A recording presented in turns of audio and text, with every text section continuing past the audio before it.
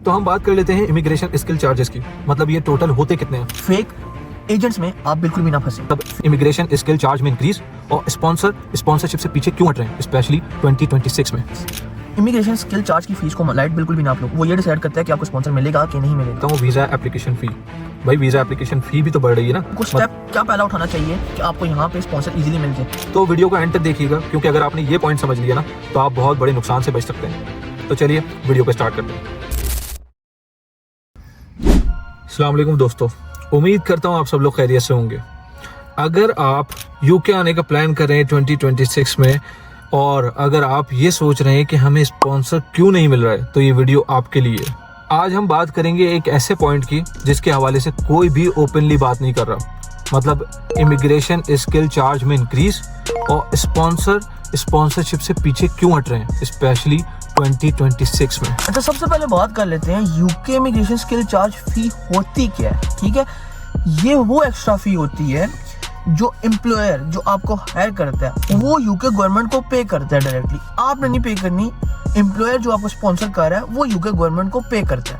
ठीक है, अब हार्श ट्रूथ आप सुन लो कि ये यूके गवर्नमेंट ये फीस लेती क्यों है। आप सोच रहे होगे कि ये फीस यूके गवर्नमेंट लेती ही क्यों है। ये फीस बेसिकली यूके गवर्नमेंट इसलिए लेती है, वो चाहती है कि यूके के अंदर जो लोकल्स है ना उनके टैलेंट को प्रमोट किया जाए और बाहर से बंदों को कम बुलाया जाए।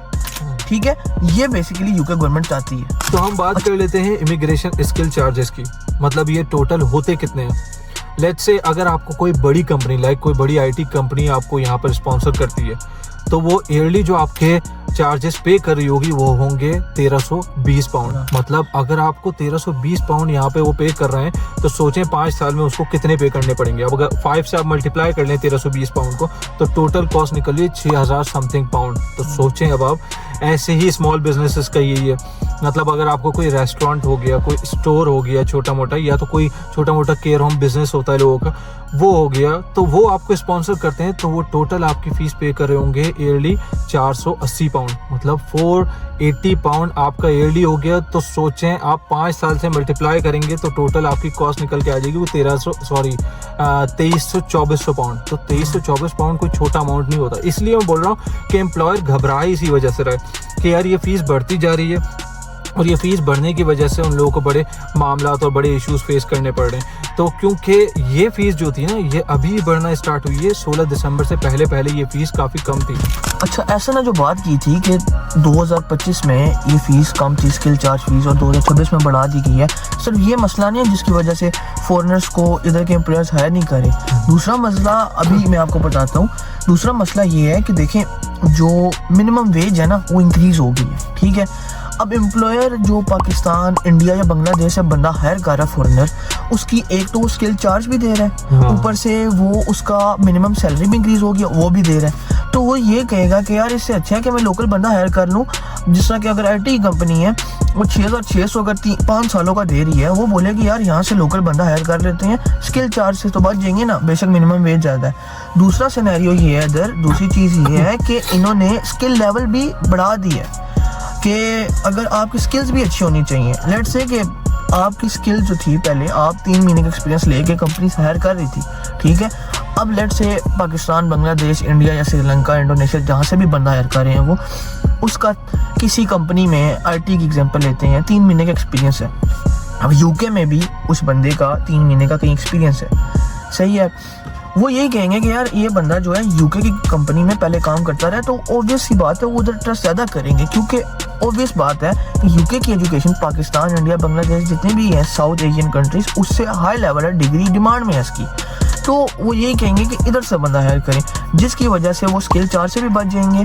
ठीक है, और वो बोलेंगे कि यार अपने लोकल्स पे ट्रस्ट करते हैं। यही वजह है कि 2026 में फॉरेनर्स को हायर करने में मुश्किलात फेस हो रही हैं, और फॉरेनर्स भी कतरा रहे हैं क्योंकि फ़ीस भी स्किल चार्ज की बढ़ गई है और फॉरेनर्स को बुला नहीं रहे। अब यही रीज़न है। जैसा कि सारिम ने आपके सामने कुछ पॉइंट्स हाईलाइट किए हैं, और मैं भी एक पॉइंट हाईलाइट कर देता हूँ, वीज़ा एप्लीकेशन फ़ी। भाई वीज़ा एप्लीकेशन फ़ी भी तो बढ़ रही है ना।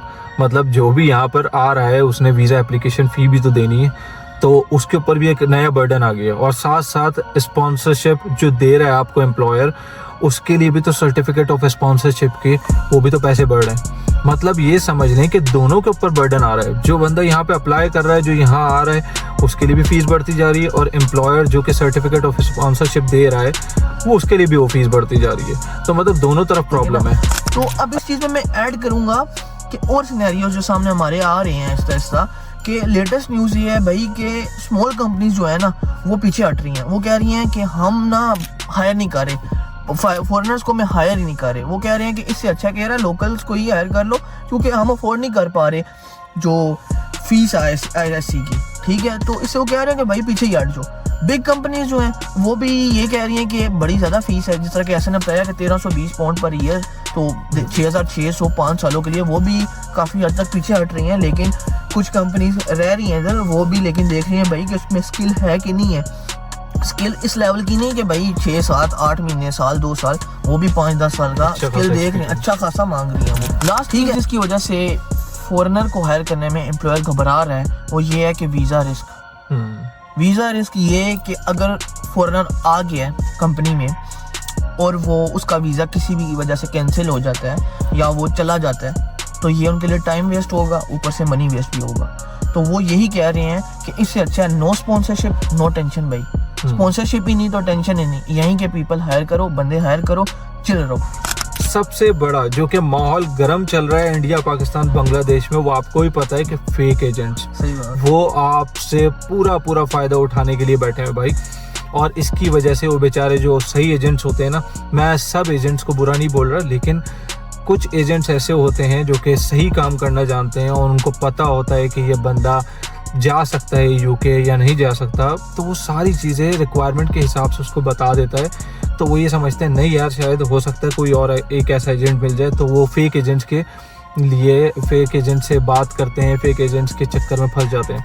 तो ये हम लोग अपनी हर वीडियो में ये पॉइंट लाजमी हाईलाइट करते हैं कि भाई फेक एजेंट से थोड़ा सा गुरेज करें, ठीक है। उनसे पहले ये बोलें कि अगर आप हमें स्पॉन्सरशिप दे रहे हो, क्योंकि उनका एक डायलॉग होता है, वो मैं आपको बताता हूँ।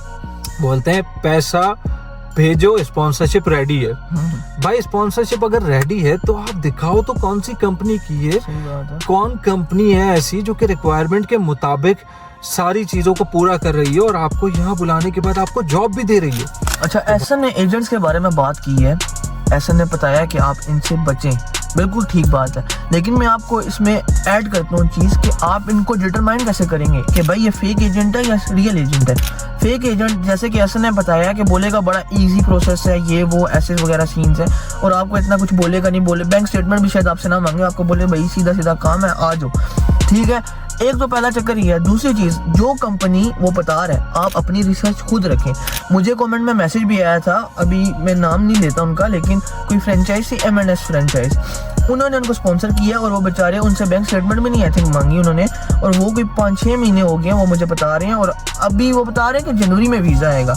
आप कैसे बता सकते हो भाई कि जनवरी में वीज़ा आना है कि नहीं? इमिग्रेशन वगैरह कब बताते हैं कि भाई वीज़ा तब आएगा? वो तो एक दफ़े ही जवाब देते हैं कि वीज़ा भी आ रहा है, ये वो, आपको तो कुछ समझ खुद नहीं आ सकती।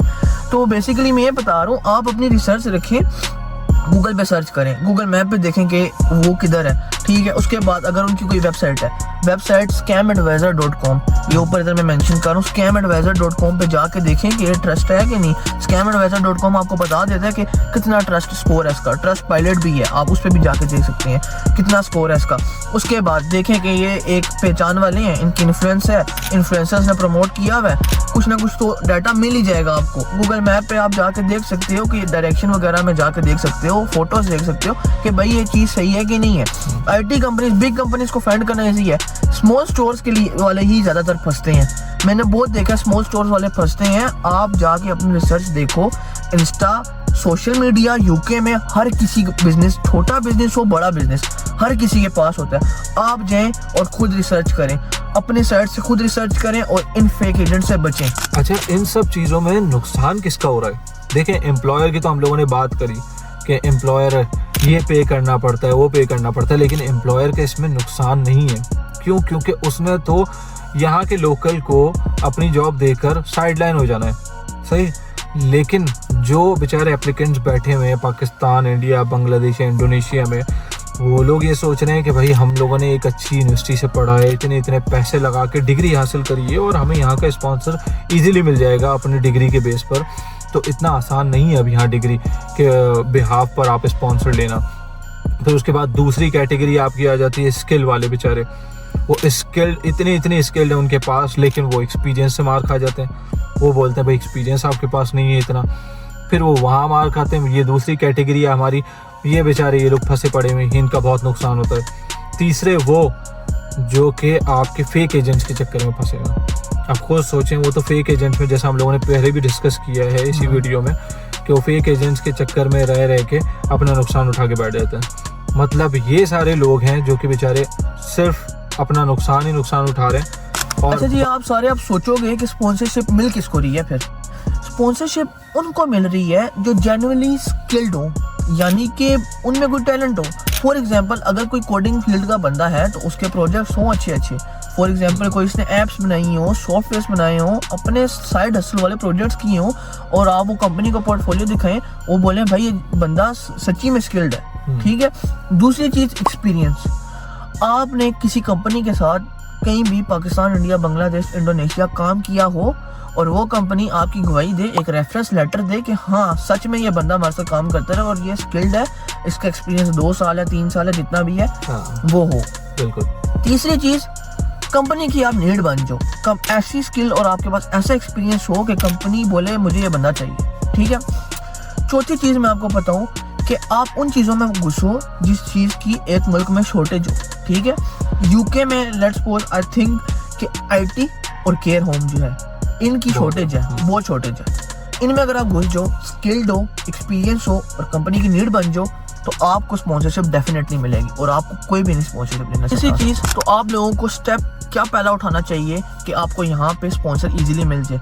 देखो, आपको हमने पहले ही बता दिया कि स्मॉल कंपनीज पीछे हट रही हैं। ये रिटेल हो गए, मार्ट्स हो गए, ये सारी चीज़ें जितने भी स्मॉल कंपनीज हैं ये पीछे हट रही हैं आपको स्पॉन्सर देने से। तो हम जाएँ फिर किस तरफ? बिग कंपनीज की तरफ जाएँ, आईटी कंपनीज की तरफ जाएँ, हेल्थ केयर वाली बड़ी कंपनीज की तरफ जाएँ। इसमें आने के लिए स्टेप क्या है? पाकिस्तान, इंडिया, बांग्लादेश में बहुत सारी यूनिवर्सिटीज़ हैं। अगर आप ग्रेजुएट हो चुके हो तो बहुत वेल एंड गुड, नहीं होए तो इंटरनेशनल यूनिवर्सिटीज़ बहुत सारी हैं जिसकी क्वालिफिकेशन को यहाँ के बराबर माना जाता है। उनमें जाएँ, उनसे ग्रेजुएट होएं, अच्छे ग्रेड्स होएं। उसके बाद अपना आप एक पोर्टफोलियो बनाएं, आप अपनी स्किल्स इन्हेंस करते रहें। जीबीटी है, बहुत सारे AI हैं, जेमिनी है, इनसे आप प्रोजेक्ट्स पूछें और अपनी स्किल्स इन्हेंस करते रहें। उसमें खुद चेंजेस करते रहें और खुद सीखते रहें। आप यूट्यूब वीडियोस हैं, उनसे सीखें, अपना एक अच्छा प्रोजेक्ट बनाते रहें, पोर्टफोलियो बनाते रहें, अपना एक प्यारा सा बैकग्राउंड बनाएं। ये आपकी स्किल्स इन्हेंस होगी। इसके बाद एक्सपीरियंस जॉब्स में घुसें। बहुत सारे लोग हैं जो कहते हैं कि भाई इधर पैसे नहीं मिल रहे, इधर नहीं मिल रहे। भाई इंटर्नशिप प्रोग्राम ज्वाइन करें, पैसे नहीं भी मिलते अपने एक्सपीरियंस बनाएं। 1-2 महीने काम करेंगे, उसके बाद पैसे तो मिलेंगे ना। आपका एक्सपीरियंस बन जाएगा, आपकी स्किल्स अच्छी हो जाएंगी, आपकी एजुकेशन बेस्ट है, आपको स्पॉन्सर लेने से कोई नहीं रोक सकता।